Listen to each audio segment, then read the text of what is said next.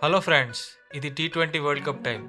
కానీ India opening slot ఇంకా పెండింగ్లోనే ఉంది. ఒక సీట్, ఇద్దరు contenders.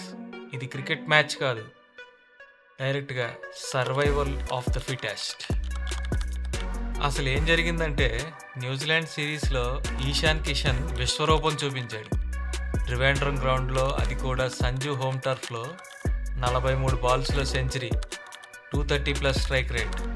Ishan is back and he is not just back, he is roaring. మరి మన సంజు శాంసన్ ఫ్యాన్స్ ఏమో సంజు సంజు అని విజిల్స్ వేస్తున్నారు.